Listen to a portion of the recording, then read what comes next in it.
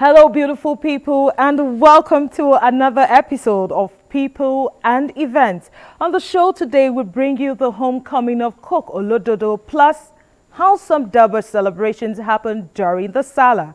I am Gufan Shaji Ogwanyi.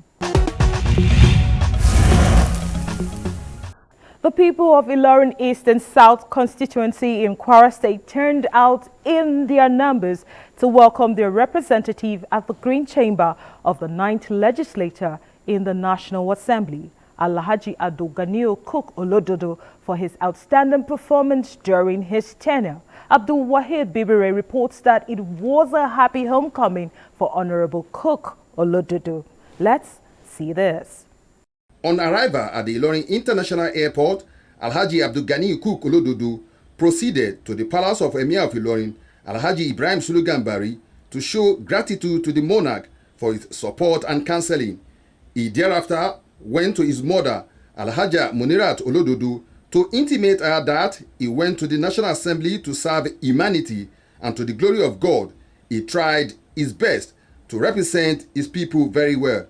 In his 4 years at the upper chamber, the bill is sponsored on the establishment of a medical center in Fufu, which is awaiting the president's assent, gladdens his heart the most.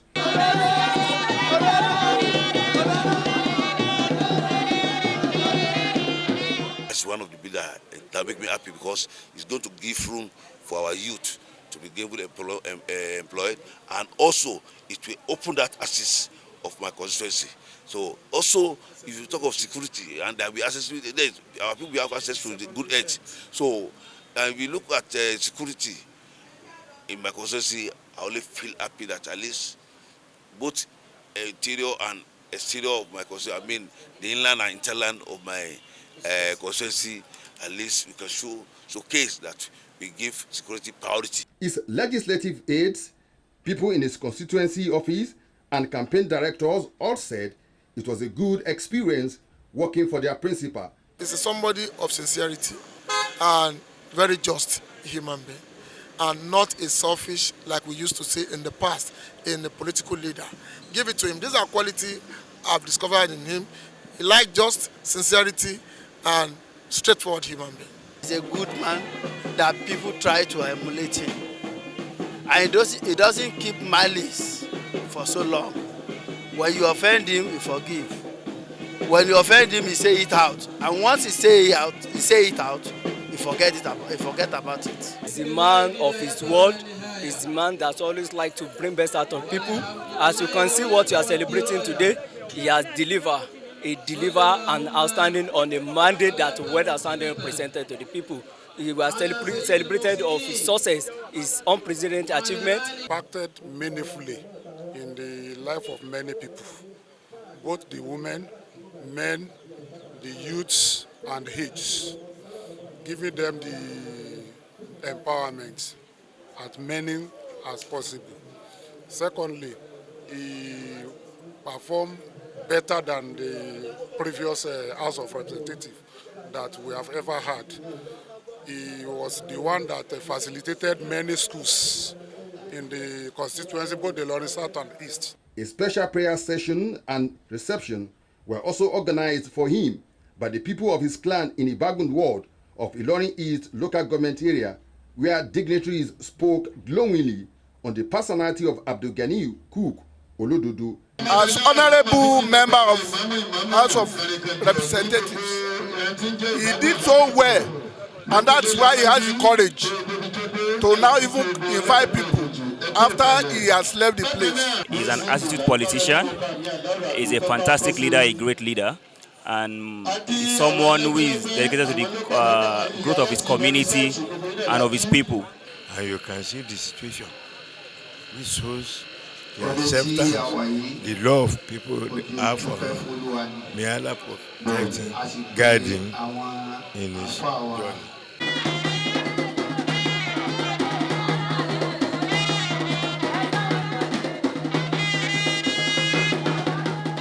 The occasion served as an opportunity for different political groups, non-governmental organizations, and individuals to present awards to him as a mark of honor. Until the end of his tenure, as a legislator, Alhaji Abdul Gani Ukuk Olododo was one-time council chairman, commissioner, chief of staff, and secretary to the Kwara State government.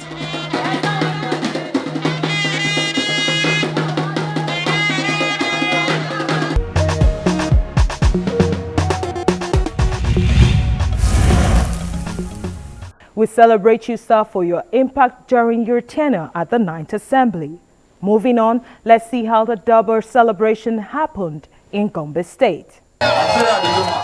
Faces of nobles in the Bubaru dynasty that represent dignity and power of the traditional seat of leadership.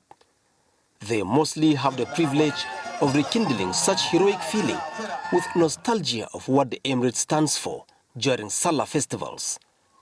The present-day system of government in Gombe State works side by side with the traditional institution.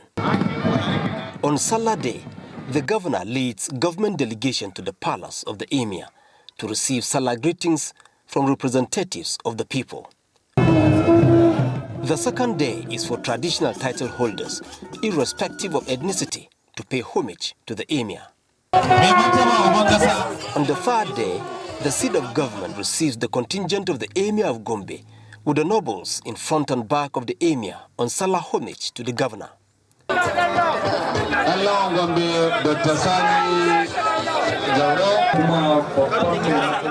There is always exchange of Salah gifts as tradition demands. Governor Muhammad Ino Yahaya also holds a title in the Gombe State Traditional Council that he explores as an advantage, and with the emir, they unite the people for good. The Damaje is a prince of the royal family, and because of that, there is closeness with His Highness and the entire traditional institutions. So it means we shall work in tandem, we will move together in order to see that we uplift the people of Gombe State and indeed Nigeria at large. This is what we have been doing now. You know, in the last 2 weeks, we called bikers from all over part of Africa to come and celebrate Greek company between horses and bikers. So this is what we have been doing to modernize, you know, the Durbar and the institution for more development. This is a cycle of unity the people of Gombe State cherish and long for whenever Salah festivals come.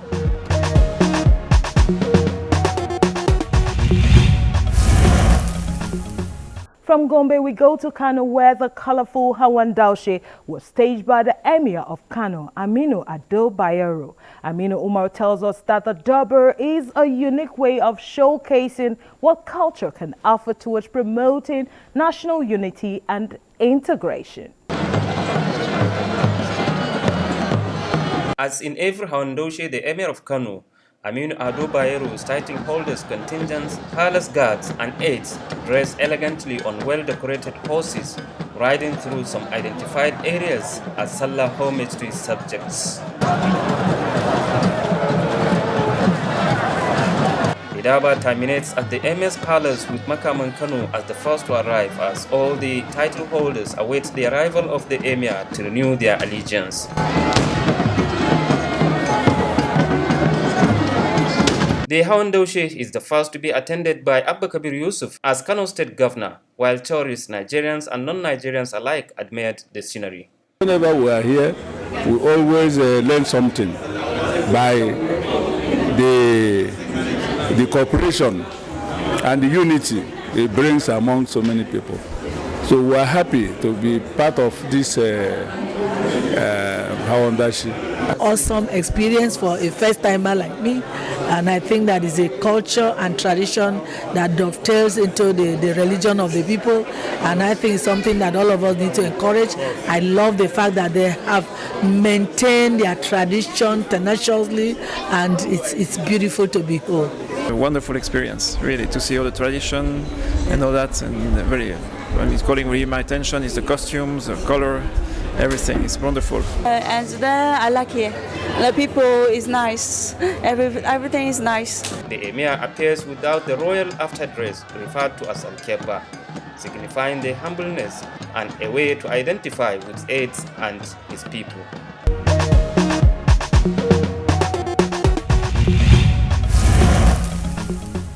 And to Ilorin, over 500 gaily dressed horses were on parade during the 5th edition of the annual Derby celebration by the people of Ilorin Emirate Council in Kwara State.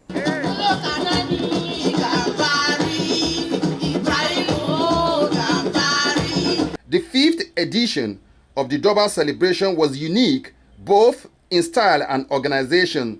Emir of Ilorin, Alhaji Ibrahim Sulu Gambari, led other traditional title chiefs, community leaders, members of the royal family, and the people en route major streets of Ilorin, the Kwara State capital. The royal fluters were armed with their different musical instruments, displaying their God-given talent throughout the period of the horse procession. Kakakin, Bembe, Alikaita were displayed by the traditional fluters to the admiration of the people, while the local hunters occasionally fired their ding-guns into the air to herald the emir's presence.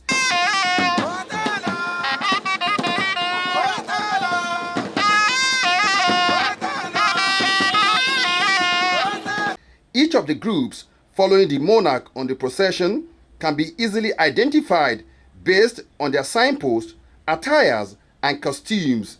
The royal father intermittently stopped on the journey to acknowledge cheers from his subject who had stayed on the street to have a glimpse of the horse ride and the emir.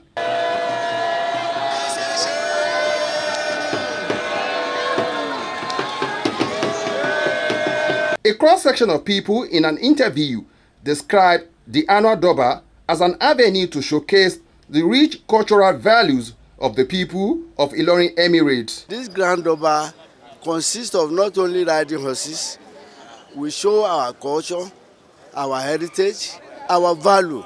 The Durbar is an historical thing.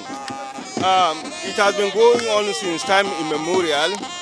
It's an opportunity for us to showcase our culture. And here say this story about Ilorin. So that's why I came here. The 5th edition of the annual Durbar celebration by the people of Ilorin Emirate Council and residents of Ilorin, the memories will linger on for a very long time. Before we take a break, let's see what the city of Jalingo has for us. Homecoming for the Queen of Mambila, Dr. Aishatu Audu Baju II, as serving Assistant Inspector General of Police, who is also the President, Veterinary Council of Nigeria, illuminated the scenic Mambila Plateau as the people rolled out drums to once more welcome the Queen. Recently, the AIG undertook a special visit home where her foundation, Saraunia Audu Baju, led partners on a spree of life-touching events. The AIG, under the auspices of the foundation, partnered non-governmental organizations to carry out different interventions on the Mambila Plateau in Taraba State, including vaccination of cattle against anthrax disease, empowerment, and scholarships.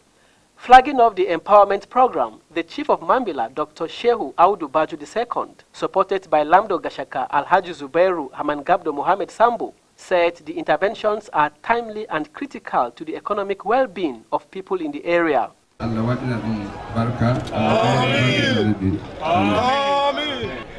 This program of empowerment program organized by Her Majesty Dr. Aisha Abubakar Baju is worthy of commendation.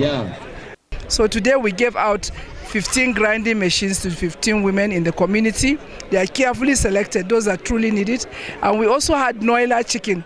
The Noila is a hybrid between the local breed of chickens and the agric chicken, which are supposed to actually raise them on free range after 5 weeks. So we have distributed 2,000 Noila chickens to about 200 women on the Mambila Plateau, so that it will also support them as a source of sustenance for them and also nutrition for their children, whereby they will use the eggs from these chickens to feed their children. The beneficiaries could not hide their joy to people and events, praying that the empowerment will go a long way in plugging them out of poverty. Now, if I take care of this fowl, it will help me and it will help my children. They say charity begins at home. As the president of the Veterinary Council of Nigeria, especially the Anthrax vaccination. You know there is an outbreak of anthrax in our neighbors in Ghana. And anthrax is a zoonotic disease. It's a very dangerous disease. It can be used as a biological warfare.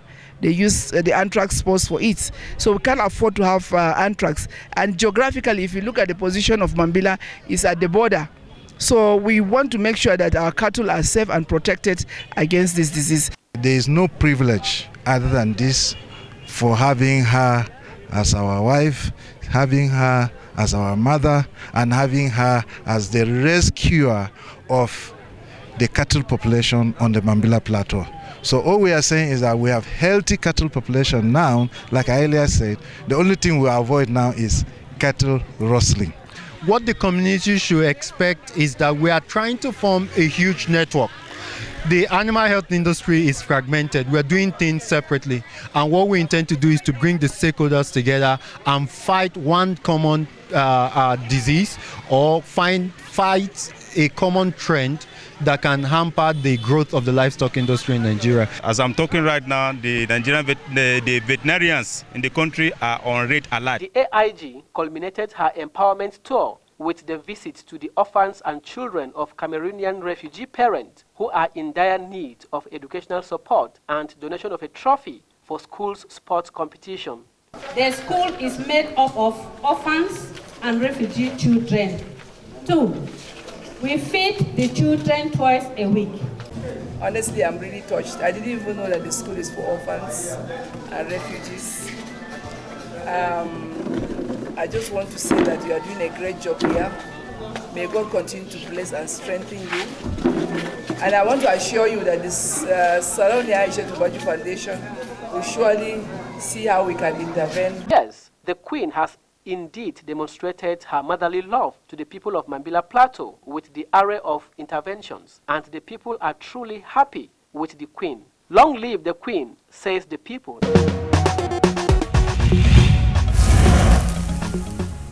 Let's take a break now.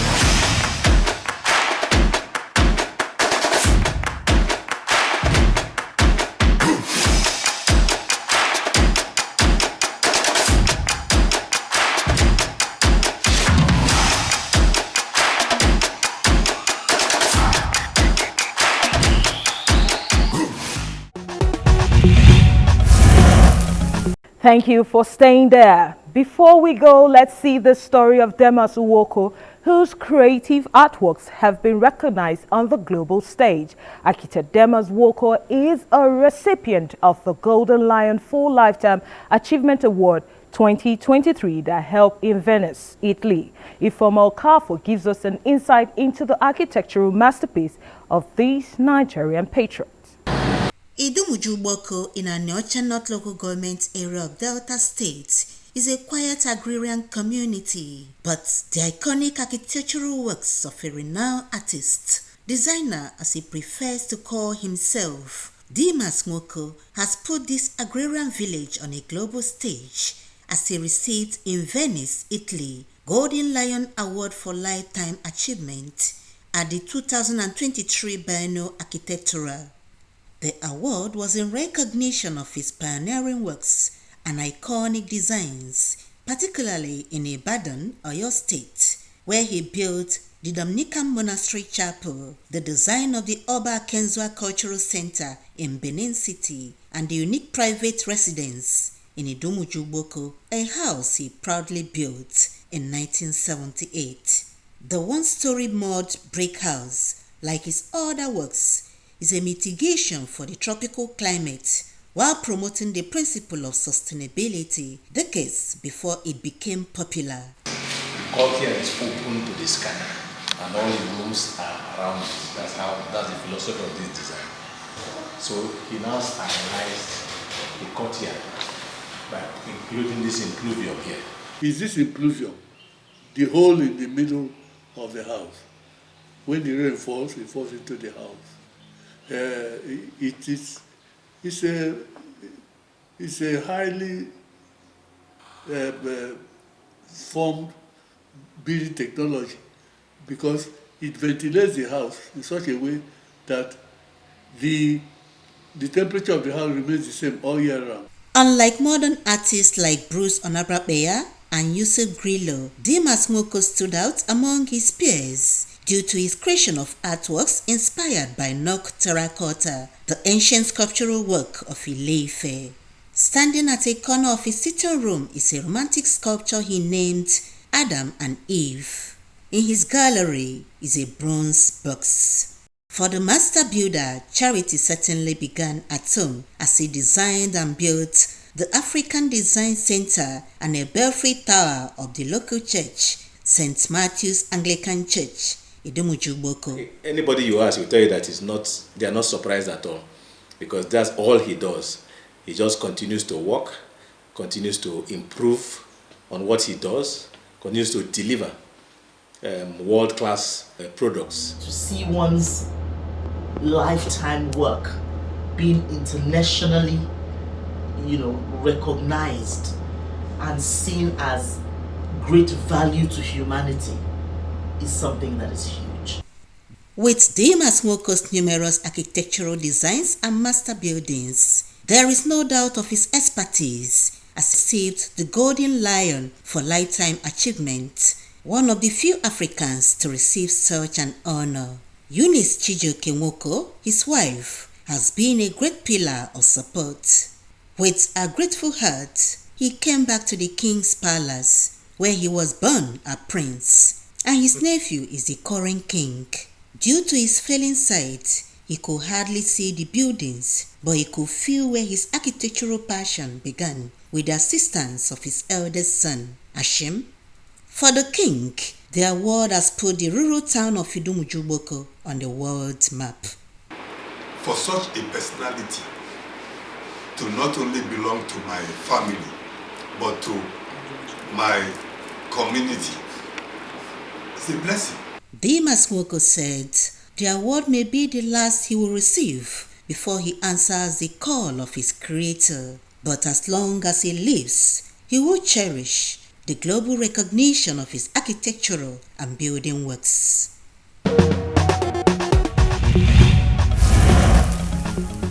Thank you, Dimas Nwoko, for putting Nigeria's footprints again on the global stage. I am Gufan Shaji Ogwanyi. Stay blessed.